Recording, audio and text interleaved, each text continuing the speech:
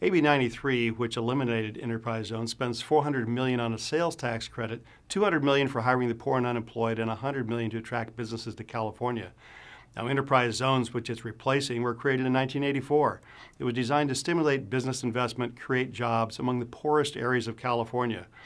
Anaheim has an enterprise zone and was just established last year, February 1st, actually, of 2012. It is created in California to retain 118,000 jobs. It's represented by the California Association of Enterprise Zones.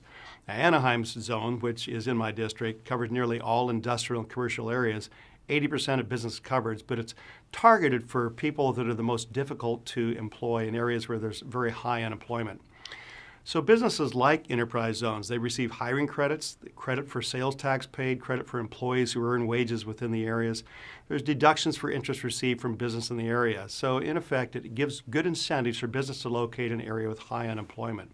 So elimination is an indirect attack on the minority communities.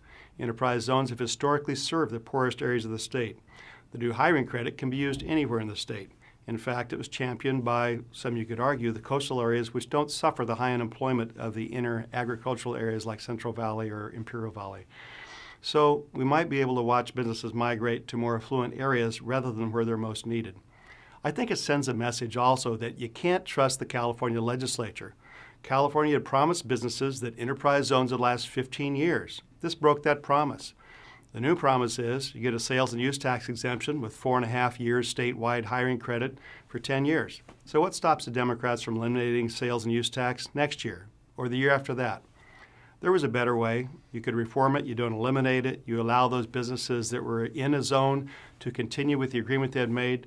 We need to keep our promises to businesses because when they have uncertainty, they go elsewhere. I'm Senator Bob Huff. Thanks for joining me for my Capitol comment.